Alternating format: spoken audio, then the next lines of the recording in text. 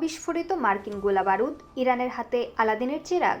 যুদ্ধের ময়দানে অনেক সময় গোলাবারুদ লক্ষ্যভেদে ব্যর্থ হয়, কিন্তু তার মানে এই নয় যে সেগুলো অকেজো। ইরান বর্তমানে এক অভাবনীয় কৌশলগত সুযোগের সামনে দাঁড়িয়ে।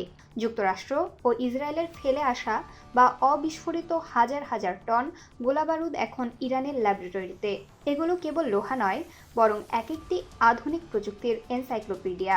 ইরান এই আনএক্সপ্লোর্ডেড অর্ডিন্যান্স বা অবিস্ফোরিত গোলাবারুদগুলোকে রিভার্স ইঞ্জিনিয়ারিংয়ের কাঁচা মাল হিসেবে দেখছে। একটি অবিস্ফোরিত বাংকার ব্লাস্টার বা স্মার্ট মিসাইলের ভেতর থেকে তারা উদ্ধার করেছে শক্তিশালী সেন্সর, হাইগ্রেড এক্সপ্লোসিভ এবং জটিল সব নেভিগেশন চিপ। শত্রু যে প্রযুক্তি দিয়ে তাদের ধ্বংস করতে চেয়েছিল, ইরান আজ সেই প্রযুক্তি দিয়েই নিজেদের অস্ত্রভান্ডার সাজাচ্ছে। রিভার্স ইঞ্জিনিয়ারিংয়ে ইরানের ইতিহাস বেশ সমৃদ্ধ। 2011 সালে মার্কিন সেন্টিনেল ড্রোনটি তারা অক্ষত অবস্থায় কবজা করার পর পুরো বিশ্বকে অবাক করে দিয়েছিল। আজ ইরানের আকাশ দাপিয়ে বেড়ানো ড্রোন ও মিসাইলগুলোর ডিএনএ পরীক্ষা করলে দেখা যাবে সেখানে লুকিয়ে আছে পশ্চিমা প্রযুক্তির অনেক রহস্য।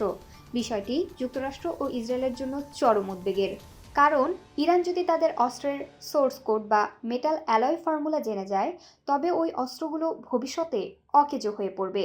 অন্যদিকে এই জ্ঞান কাজে লাগিয়ে ইরান তৈরি করছে আরও সস্তা কিন্তু শক্তিশালী কাউন্টার অস্ত্র, অর্থাৎ শত্রুর তলোয়ার দিয়েই তারা ঢাল বানাচ্ছে।